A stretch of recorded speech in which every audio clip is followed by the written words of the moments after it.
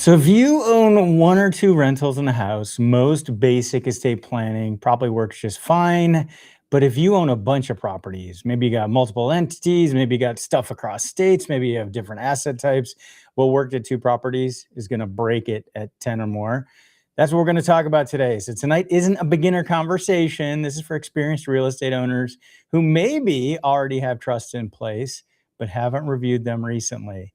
They may be assuming the plan still works, but 2026, things are a changing. Complexity is the risk. There could be liquidity issues that costs forced sales, outdated trusts could stall portfolio sales. Tax assumptions have changed. California, we've got Prop 19, and that's not protecting you from changes in property taxes, even though you get a step up in basis. So tonight we got our good buddy Kevin Snyder with Snyder Law. He's an estate planning expert and a trust attorney with offices in Irvine, Pasadena, and Concord. He works with families and real estate owners across California and beyond. I would imagine he's going to be expanding across the nation. He got his BA from Boston College, JD from University of Richmond School of Law, and the LLM from California Western School of Law. He's an active member of Wealth Council and Elder Council. He works extensively with complex estates and multi-property portfolios, helps families structure their plans to minimize tax exposure. But even more importantly, he's a cool dude and he loves nothing more than being a dad and being a husband. Let's bring him in. Kevin, where are you? Get over here. Let's get you a round of applause. Hey, there you are. Surprise. Welcome, my friend. Good to have you. And like I said, even cooler is the fact that you're a good dad and a good husband. So, most important first question we're going to cover before we dive into the portfolios and trusts and whatnot is, have you did you get anything for your wife for Valentine's Day yet? I'm calling you out. I got an idea. Oh, that's a good start. Yes. We, Interestingly enough, we're not huge Valentine's Day people. We have a great tradition of going to In and Out together on there Valentine's. you go. Hey, a tradition's a tradition, no matter where it is, and as long as no one's getting hurt. Yep. So I have an idea as well. I still have to execute it, but I do have an idea. So we're on the same page. So look, we're going to be talking about large real estate portfolios. We've covered a lot of ground with the basics in the past, and it doesn't hurt to cover basics. We're going to talk about them. We're going to bring up some things that are still basic. But what happens when we're dealing with a larger portfolio, like we talked about, where it's lots of properties, maybe high value properties, maybe there's different assets and different entities. What, and this is a big question and a big start, but what are some basics for a larger portfolio versus what you'd find with somebody who owns just one or two properties?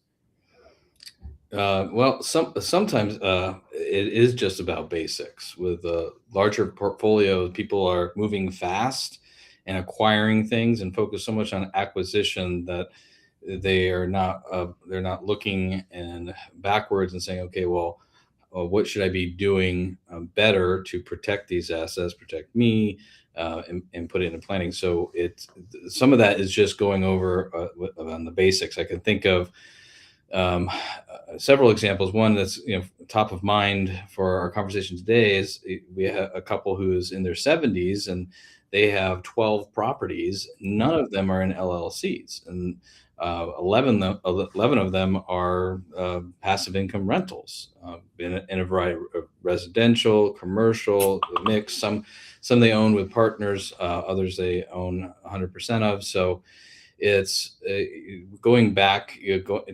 We have to start at the basic level. For them, they didn't even have a trust, so that we're really going basic. So there's not an assumption necessarily. Okay, you have a sophisticated person with sophisticated assets.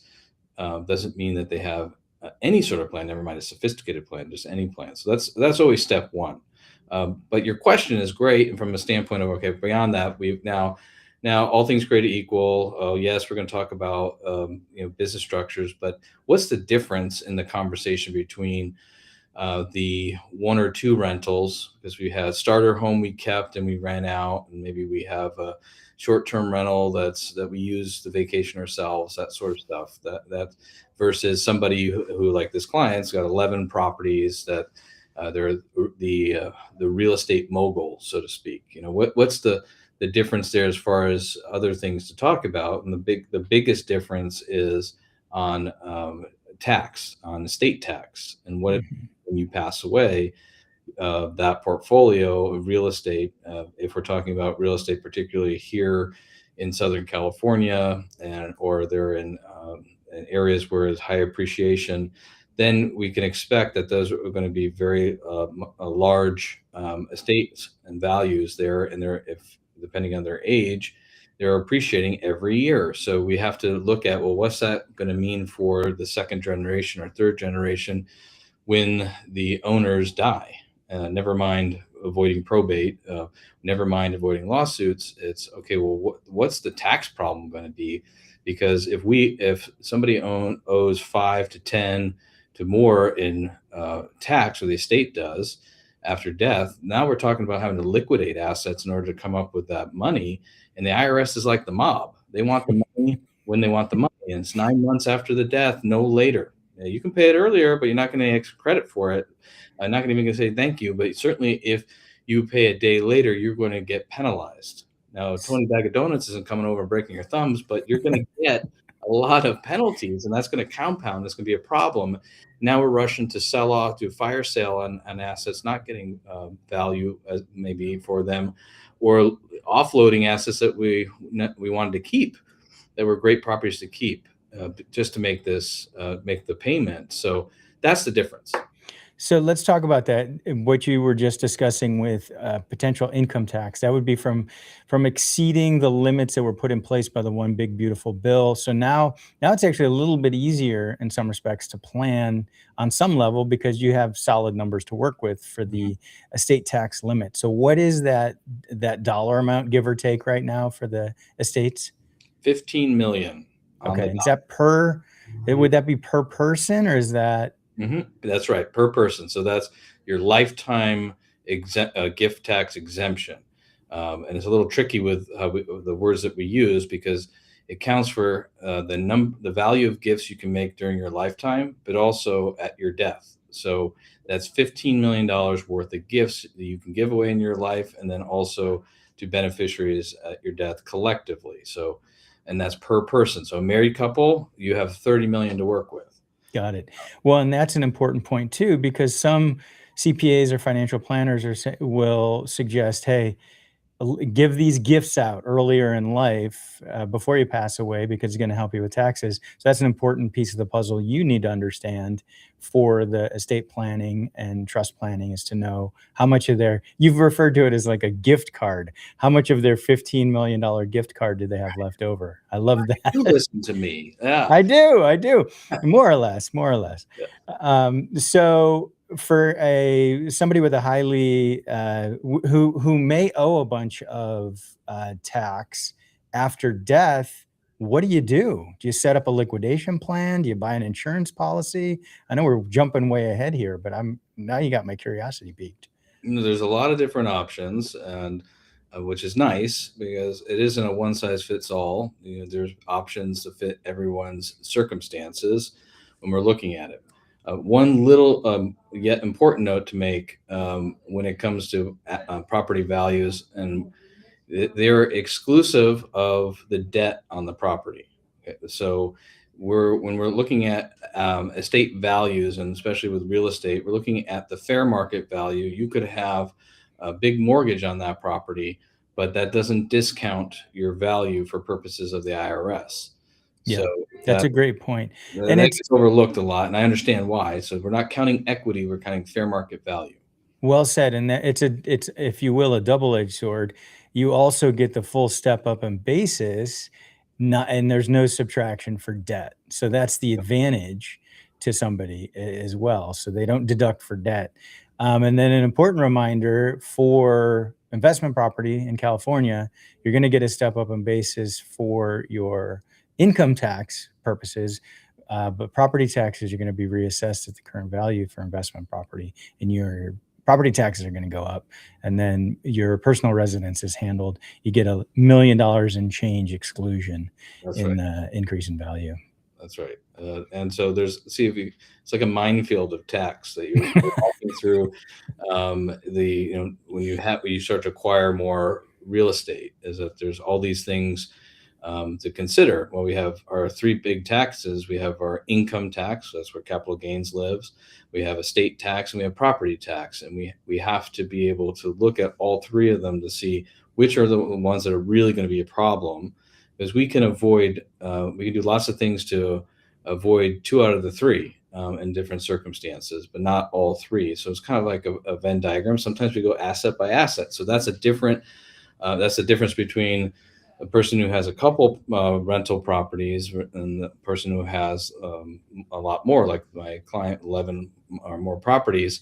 Is that, what would probably the approach would be holistic for the first sense. We don't have to go asset by asset necessarily, but we're probably going to go asset by asset and with the larger portfolio. Because there's going to be some properties that will be more a legacy property. Hey, this is a great passive income, a lot of cash flow in this. You're not going to want to let go of that. It's highly appreciating, so let's hold on to that one. Mhm. But these other ones, like, yeah, we just kind of got into that property and take it or leave it. And so how we approach each of those properties is going to look differently on the individual level. But we have to look at the macro level. So that's where you were talking, and I'm going to get back to your question. And it's at the macro level is, what are some of the things that you can do? We have a program to get assets out of your estate. So we're trying to exclude assets, Okay. and then there are strategies to offset. So we're not including money. We're offsetting the tax later, and that's where we utilize it and leverage insurance on the offset strategies. So in most cases, we're doing both. We're doing a little bit of both. So you're getting money out, and you are getting an insurance policy to offset. If you can do that, getting money out could be big transactions, like, hey, we're getting whole properties out of our estate, uh, Yeah. or it could be smaller transactions. What I mean by that is that we, on these bigger estates, we want to have an ongoing gift tax strategy. On a smaller level, like example of that, you don't have to be high net worth, ultra high net worth to do this. It's like, hey, I give $19,000 to a kid every year, Yep. or my grandkid. That is a gift tax strategy, because that's money that you can give without being taxed, and not you don't have to report it to the IRS, because that's our limit. That's the tax exclusion limit. So that's the same for these other situations where we are melding together an offset plan, get out of the estate exclusion plan, and then this ongoing gift tax strategy to making sure that the money's coming out. In And the gift tax strategy that you mentioned, a couple things. That would be 19,000 per spouse, if I'm not mistaken. Mhm. And then does that count against that gift card we talked about, the $15 million gift card? No, sir, and that's the beauty of it. So we can make these micro gifts, if you will, without charging the card. Nice. Over That's time, those become macro gifts, right? 19 yeah, here, 19 there, yeah. and No, and that's brilliant strategy, and that right there is worth the price of admission today. So, yeah, I'm just giving money away. you are. No, and this is what what our audience is realizing. The more you share is the more important it is to talk to you to come up with a plan. And then to circle back and kind of rope in the real estate broker perspective, and particularly me, because I specialize in tenant occupied properties. If you have a portfolio, like you said, where it's 11 rental properties and kind of all over the place, kind of some are performing, some aren't. One of the strategies is to simplify the portfolio through a 1031 exchange. So you could take 5 of those assets that maybe aren't that great as far as performance as investment properties, which Condos simply suck as rental properties because of HOA dues. But anyway, long story short, you can do a 1031 exchange, take 5, for example, and buy 1 asset. It's not going to make things easier because it's going to be a more expensive asset. It's got to match or be more expensive than the value of the 5. So it's not going to help there, but it could simplify things for Mhm. the beneficiaries. Like, for example, if you exchange you from those 5 kind of mediocre into one that's really a great rental property and throwing off cash flow, that could be good for the beneficiaries. So anyway, just to throw that out there. No, and consolidations is great. And our line of work is generally, it's the Marie Kondo aspect of your life. We want to keep things more simple. We want to clean things out, streamline. We are collectors as humans. So if you think your garage gets junky, your portfolio, your rental portfolio can easily get junky too. And it's just easy to be like, I'll just let it be. I'm not losing money on it, so I won't do anything. But you're also not maximizing the potential. So that's a good point. Yeah, and the other thing you can do with it too is if the kids know what where like a house they want, you can 1031 exchange into a house that the kids ultimately like, and then you can rent it to the kids, and that's still a valid 1031, and Mhm. then that can work into the portfolio planning that we're talking about as well. Yeah.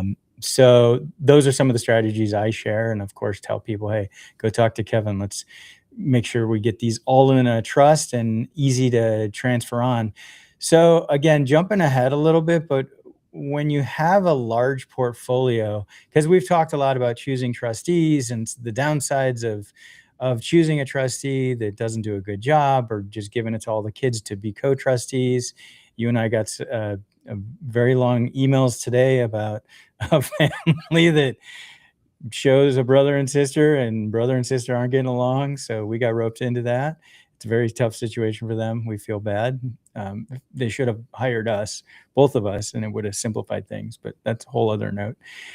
So what would be your advice for somebody who has a larger portfolio in choosing a trustee for a complicated portfolio?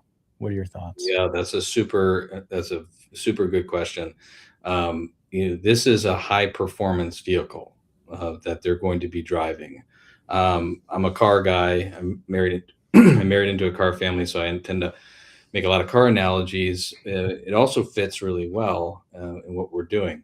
So, your core planning, you're driving the Toyota Sienna.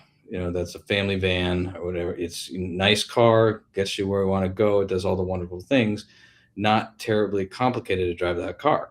The Now we're talking about with a larger asset portfolio, just with the real estate. So we assume with the real estate, there's also other things, but forget about the other things for a moment. We just talk about the real estate. Now we have a Formula One car that Hmm. we have to know how to drive. You just can't jump into a Formula One car and think you know how to operate it. It's very highly technical. It's a high-powered machine. So if it's going to take you a long time to figure out how to drive that, and you've gotten to this point now, speaking to the owner of this portfolio, what you're asking a trustee is the expectation is in a snap of a finger, I'm going to expect you to jump into it. You're going to get a call. I'm going to either be in the hospital in a coma, I've had a stroke, whatever the deal is, or I've passed away, and now you have to drive that right away. No training. Um, you might Jump in. not have your own large portfolio. You have no idea, but you are responsible for driving that car now. And so you have to think about, well, who is going to be number one? Who's going to be a good driver? Now, do they have to have experience like you? No, they don't. But they have to have a good team there, a great pit crew, who will be able to help them learn about the car, how to drive it, and help maintain it throughout. So as you're, learning and scaling up, you're not damaging the car because you're crashing it even in the test runs. And then so somebody, it's the same for any trustee. Are they available? So the phone call comes, are they picking it up? Like, Are they too busy? Or, they're on a beach somewhere in the middle of the Pacific and you can't reach them ever because they moved there. Are they capable person? Are they responsible? Are they going to be asking the right questions? Are they going to seek help? Organized? What distractions do they have in their life? And of course, above all, are they trustworthy? And the last one that kind of gets overlooked: what are the dynamics of that person within your life? Mhm. How do they get along with your spouse? Do they get along with your kids?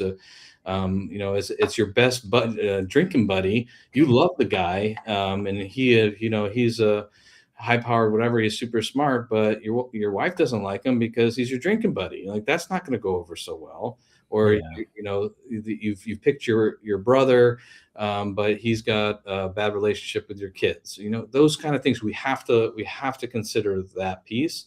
So honestly, Christian, I'm not a big fan of using family and friends in a larger portfolio because there's too many things that can break. And you Yeah. really do want to. I said you don't have to have someone who has the same experience, but here you really do. You Yeah. really want how every F1 team, you have your primary racer and you got the secondary guy. You got people on deck that know how to drive the car. They're not the primary person, but sure, they can easily become the primary person if they got the nod. So what that looks like is a professional fiduciary. Um, Even better though, with a larger portfolio, I might lean towards a corporate fiduciary, because of the resources that they have available to them, meaning that they have teams of people. They have financial advisors in house. They have teams of people. But you got to be careful on the corporate fiduciary side because not all of them like to deal with real estate. So you have to do your homework Mhm. on that because they're not going to have the realtors in house. They're going to have the financial people to be able to crunch numbers. They don't have the lawyers in house either, so they make relationships with realtors and law firms to assist them. But the philosophy of some of these corporate trustees is that, hey, we're just not going to manage a portfolio of real estate. So Yeah. if you don't do that homework, then you might just be setting your estate up for failure later because they're just going to do a fire sale of all your assets. Sure, there'll be money there, but that wasn't your intention. But you do want somebody. So do your homework. You work with an attorney. We have a nice short list of corporate fiduciaries, professional fiduciaries that we recommend to clients we work with. We vetted them. They're wonderful, and they're a good fit for certain situations. And so you work with a person like me or you, Christian, that you have those people in your network, and so you can easily say, hey, I'm going to introduce you to these people. It's already pre-vetted, and Yeah. then you vet them. You personally have to vet them too, and understand what is their philosophy in regards to real estate management, and how are they going to do it. How often have they done it? Well, can they show you, without telling you the names, but like a portfolio that they manage? Give you an example so you can see. That's so you're really, really um, grilling this person there, because they're going to have a very important job. So that's what you got to do, and that's what I would look for here. It really makes me nervous when we have um, someone comes in, maybe they did a trust or whatever, and they have this large real estate portfolio, and they just have their kids in order of birth. Yeah, I agree with you. I have a client, super smart woman, very successful, 140 plus doors, and she self manages. She hates property managers, and she's tried to train one of her children. The children hate managing properties and don't want anything to do with it. So I don't know how her trust is set up, and I'm going to have a good discussion after after this because you're bringing up a lot of great points that she shouldn't rely on one of her children. She really needs to get all her ducks in a row. And it's by setting it up like that, she will have some say in what happens to the portfolio after she's gone or if she's incapacitated. If you don't do the work with the trust or you just pick haphazardly, you have no say in the afterlife into what happens. It's whatever, unfortunately, however the cards fall, even with a trust. But it's because, like you're saying, you need the professionals, and particularly for uh, rental properties, residential rental properties, the laws continue to get tougher and tougher. So you need somebody who understands that.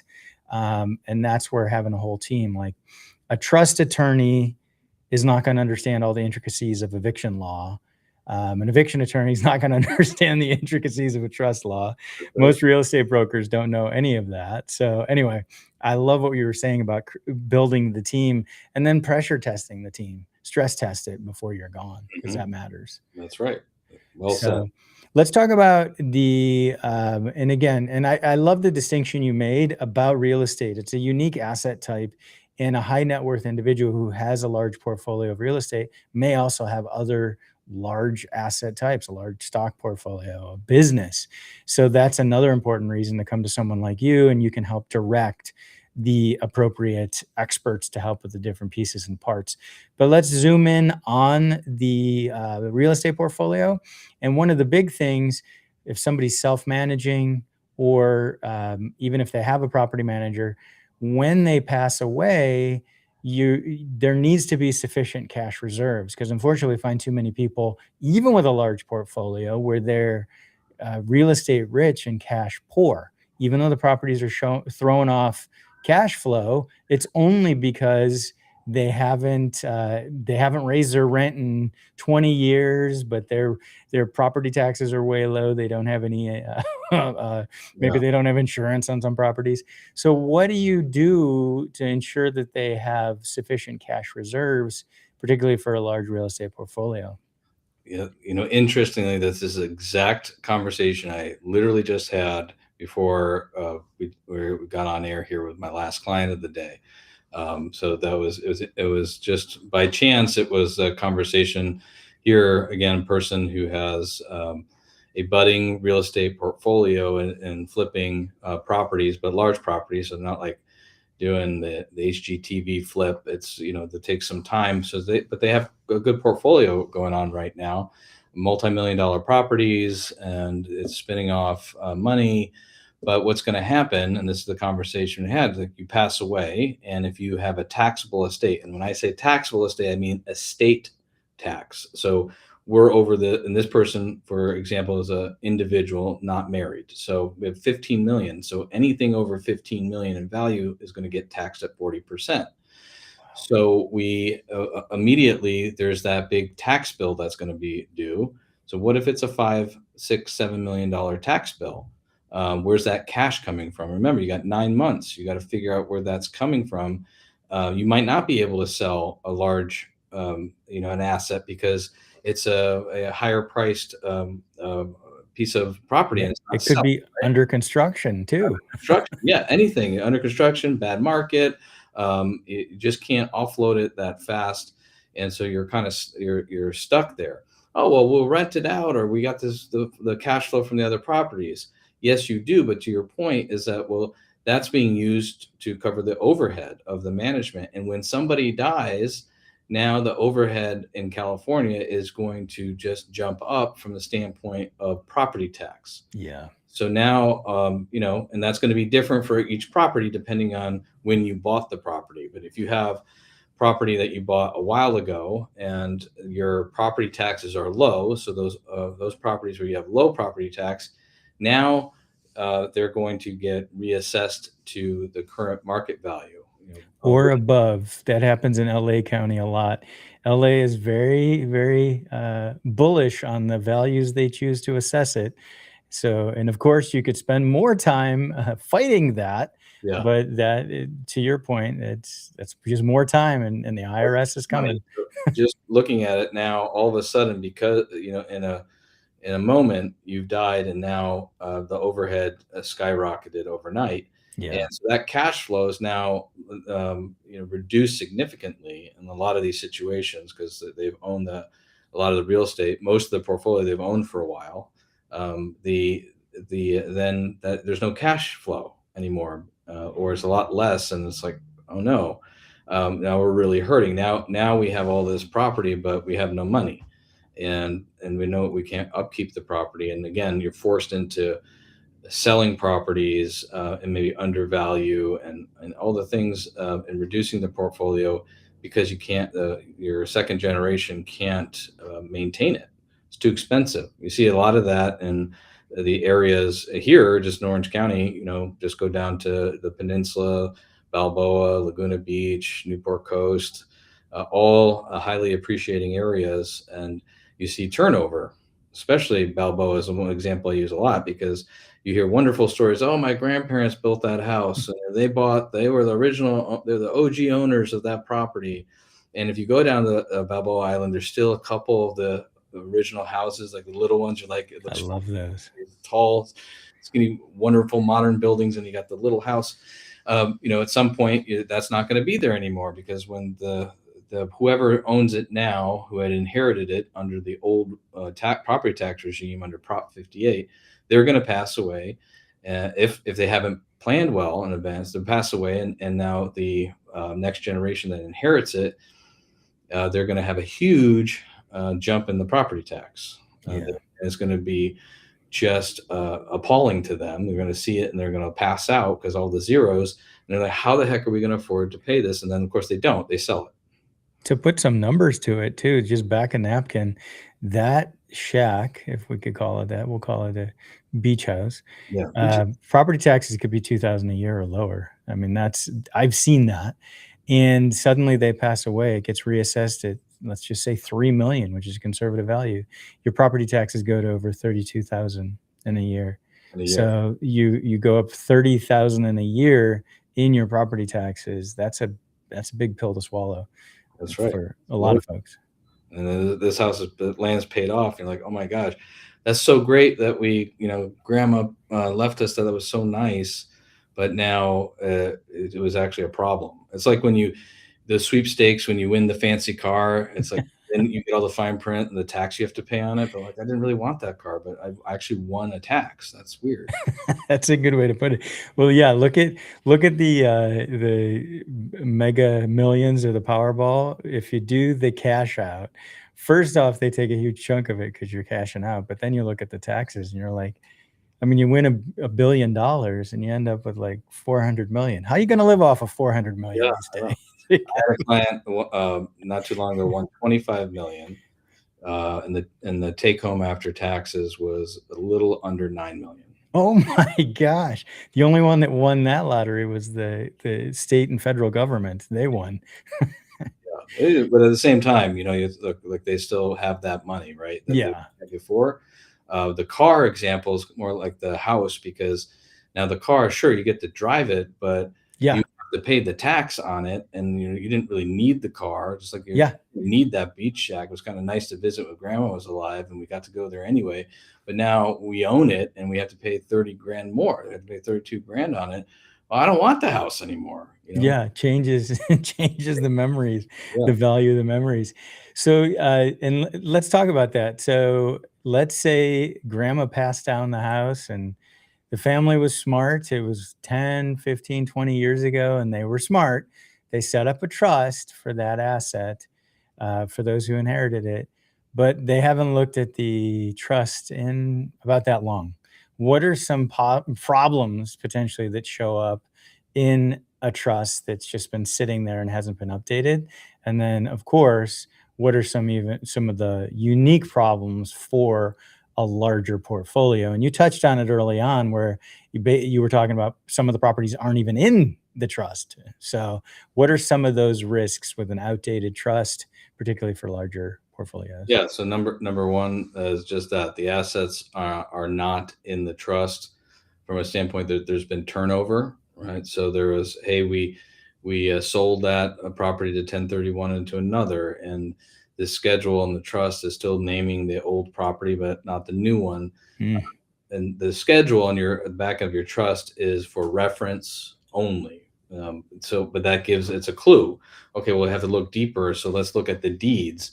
And the deed for the new property that's not on the schedule, is it titled in the name of your trust? Maybe it is, and you just didn't update the schedule. Fine, we've checked that off. But oftentimes it's because through the 1031 exchange or the new acquisition, it didn't close in the name of the trust, or either for whatever reason, oh, we'll do that after, or it forgot, or with Yeah. Rush, and then now it's not in the trust, so that's a problem. That because if when you pass away and it's not in the trust, it's now in your probate estate.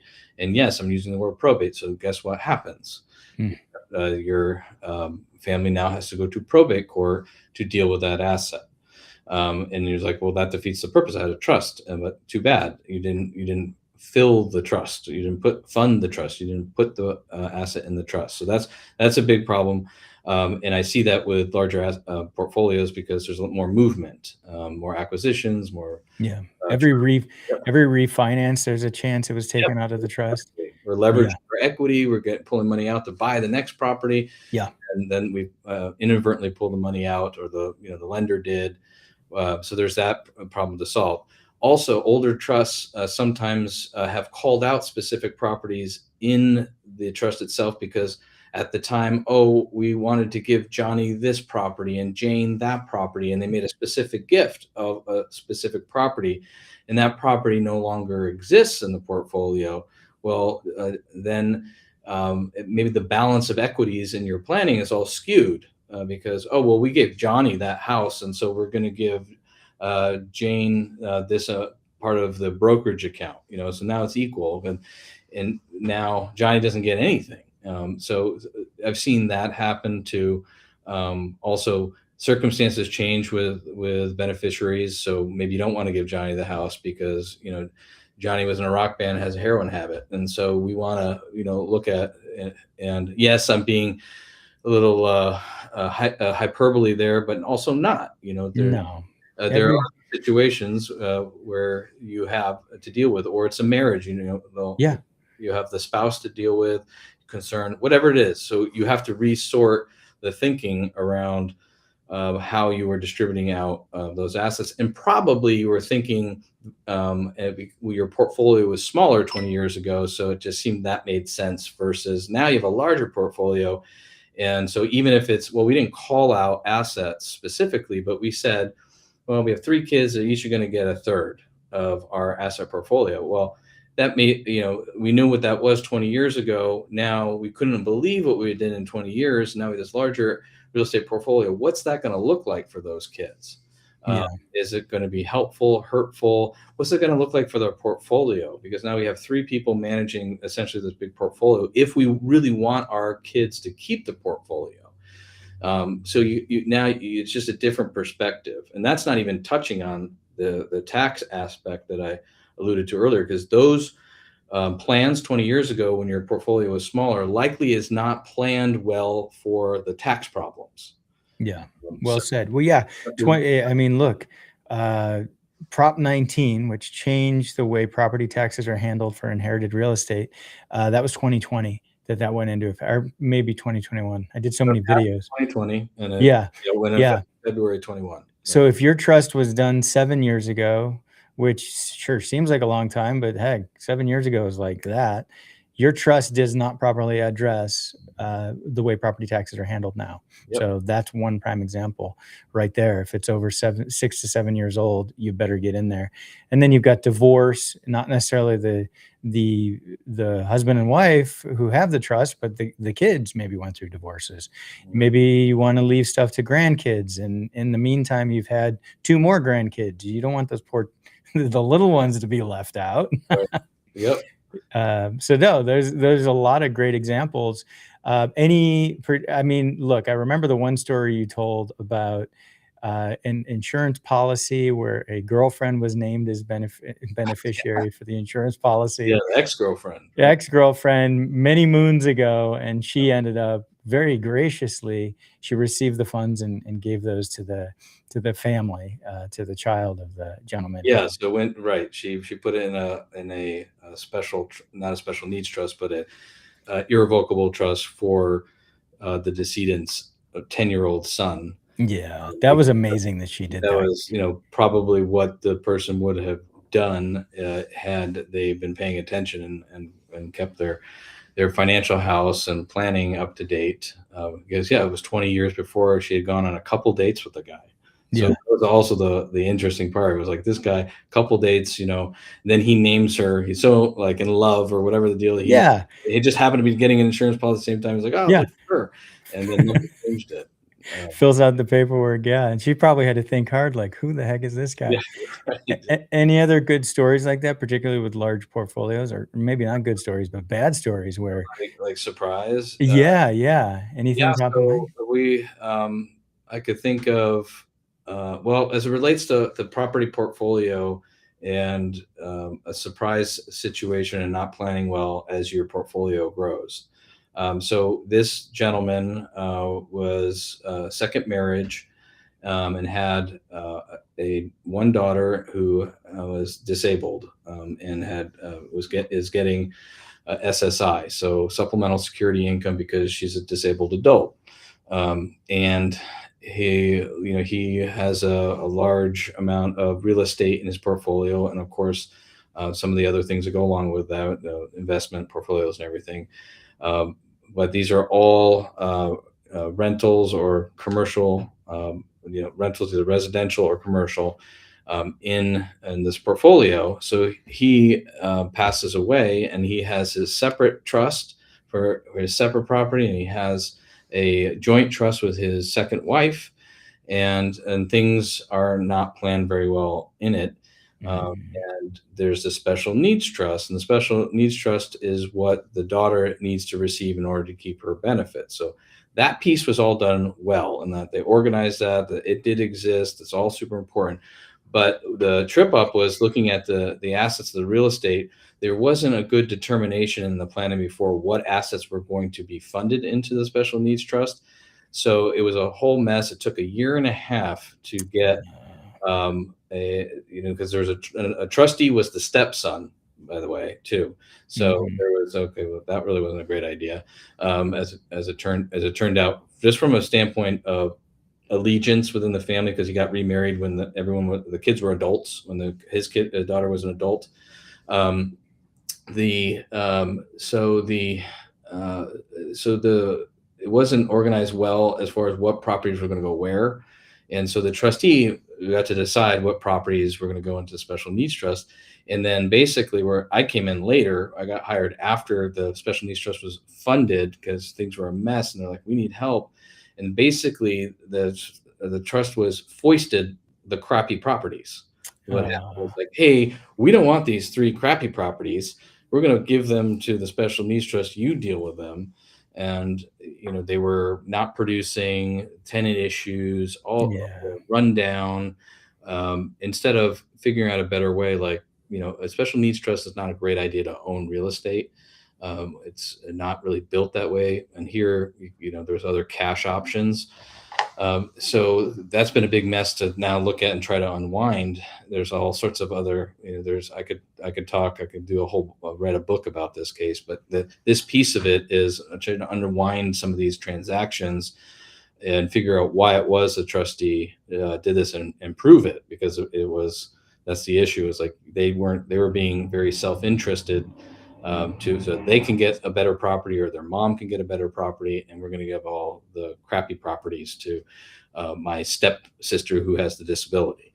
Uh, yeah. jeez. So if that, but that could have been avoided. We look at and we sit down and we pre-design all that, Yeah, right? that's the thing. You gotta set it up before you need it, and, it's easy for all of us to think we're gonna live forever and that we don't need to come and talk to Kevin, but Kevin has a boatload of stories, even way sadder than this one, and this one's a sad one, of folks who didn't do what they needed to do in time. Alright, so you covered a lot of great ground, and I appreciate you diving into, just some of the issues for more complex real estate portfolios. So this should be an easy question for you next. Why the heck should we hire Snyder Law Group if we're planning, to die? Well, we're not planning for death is a better way to put it. Well, here, if we're talking about still with the larger portfolios of real Yeah, estate, you need to be working with a law firm, a lawyer that has the ability to go beyond the scope of good core planning. And a lot of estate planning attorneys out there know how to do the revocable trust. They know how to set up LLCs. That's good core planning, and everybody needs that. but people that have larger real estate portfolios need to have the extra expertise and guidance on the tax planning perspective, from Prop 19 to strategies to minimize your income tax and using SALT deduction planning, to also the estate tax that we talked about, and having familiarity. And we do have that.